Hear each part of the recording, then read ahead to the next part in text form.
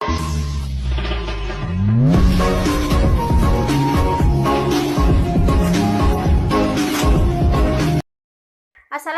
warahmatullahi wabarakatuh. Di video kali ini kita akan membahas tentang sistem reproduksi pada wanita. Sebelumnya, kita harus mengetahui apa sih sistem reproduksi pada wanita itu. Jadi, sistem reproduksi pada wanita itu adalah sistem biologis yang terdiri dari organ dan jaringan yang digunakan untuk berkembang biak pada wanita. Nah, sistem reproduksi pada wanita ini juga terdiri dari beberapa bagian. Yang pertama itu genetelia. Genetelia ini juga dibagi menjadi dua bagian. Yang pertama yaitu genetelia eksterna dan genetelia interna. Yang pertama kita akan membahas tentang genetelia eksterna. Ini bisa dilihat. Genetelia eksterna itu alat reproduksi pada wanita yang tampak dari luar. Genetelia eksterna ini terdiri dari yang pertama itu mons pubis, yang kedua ini klitoris, yang ini dinamakan uretra, dan ini dinamakan vagina, dan ini selaput darah atau himens, dan ini dinamakan labia mayor, dan ini dinamakan labia minor, dan ini anus. Pembatas vagina dari anus itu dinamakan perineum. Di genetelia eksterna ini terdapat dua kelenjar. Yang pertama itu kelenjar Bartholin yang berfungsi yang berada di sisi-sisi vagina ini, yang berfungsi untuk melumasi vagina. Yang kedua kelenjar skin yang berada di samping uretra, yang fungsinya itu sama dengan kelenjar Bartholin, yaitu untuk menghasilkan selaput lendir. Yang kedua yaitu genetelia interna. Ini bisa dilihat, ini genetelia interna. Apa sih genetelia interna itu? Genetelia interna adalah alat reproduksi pada wanita yang berada di dalam. Genetelia interna ini terdapat uterus atau sering disebut dengan rahim. Uterus ini berfungsi tempat berkembangnya janin hingga siap untuk dilahirkan. Yang kedua ini namanya ovarium. Di ovarium ini tempat terbentuknya sel telur dan hormon seksual pada wanita seperti hormon estrogen dan progesteron.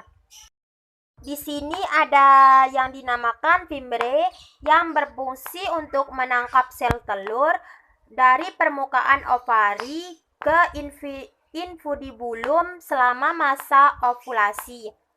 Di sini ada dinamakan anfula. Anfula ini tempat bertemunya sel telur dengan sperma. Kemudian mereka akan dibawa menuju ke uterus melalui tuba Fallopi. Ini dinamakan tuba Fallopi. Kemudian ini dinamakan serviks. Serviks ini tempat terbentuknya selaput lendir.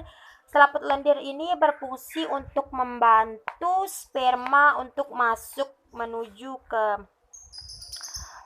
sini. Kemudian ini dinamakan vagina. Vagina ini tempat jalan lahirnya bayi.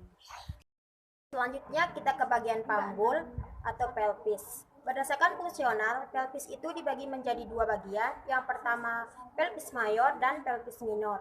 Pelvis mayor itu berada di atas linea terminalis yang berfungsi untuk menyokong organ abdomen. Kemudian yang kedua yaitu pelvis minor yang berada di bawah linea terminalis yang berfungsi untuk menyokong organ reproduksi. Kemudian kita ke bagian panggul. Tulang panggul itu dibagi menjadi dua, yaitu tulang panggul keras dan tulang panggul lunak. Tulang panggul keras itu terdiri dari tulang panggul itu sendiri, sedangkan tulang panggul lunak itu terdiri dari ligamen dan otot. Selanjutnya kita akan membahas tulang panggul keras. Tulang panggul keras ini dibagi menjadi 4. Yang pertama itu 2 tulang oskoksae, yang kedua 1 tulang sakrum, dan 1 tulang oskoksegius. Oskoksae dibagi menjadi 3. Yang pertama os ilium, os ischium, dan os pubis. Os ilium ini dibagi menjadi beberapa bagian. Yang pertama crista iliaca, kemudian spina iliaca anterior superior, spina iliaca anterior inferior, spina iliaca posterior superior, spina iliaca posterior inferior, dan linea terminalis. Selanjutnya kita ke bagian os ischium. Os ischium ini terdiri dari yang pertama tuber ischiadica, kemudian spina ischiadica, ischiadica incisura mayor, ischiadica incisura minor, foramen obturator, dan acetabulum. Kemudian kita ke bagian os pubis. Os pubis ini terdiri dari yang pertama symphysis pubis, tepi atas pubis, tepi bawah pubis, ramus superior pubis, dan ramus inferior pubis, dan arcus pubis. Selanjutnya kita ke bagian os sacrum. Os sacrum ini terdiri dari yang pertama promontorium, yang ini yang menonjol, kemudian ini foramen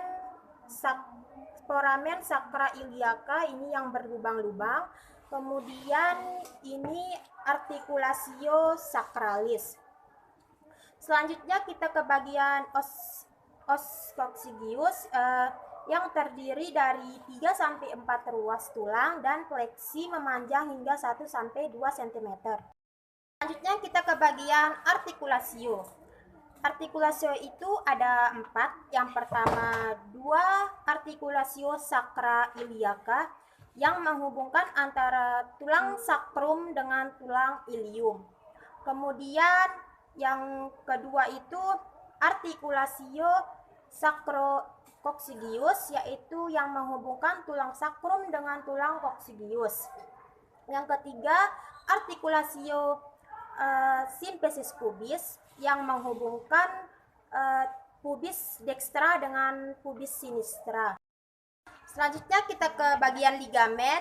Yang pertama itu ini dinamakan ligamen iliolumbale, yang ini dinamakan ligamen sacroiliaca anteriora, yang ini dinamakan ligamen inguinale, yang ini dinamakan ligamen longitudinale, yang ini dinamakan ligamen sacrotuberale, yang ini dinamakan ligamen sacrospinale, ini dinamakan ligamen pubicum superius, dan ini dinamakan ligamen pubicum inferius.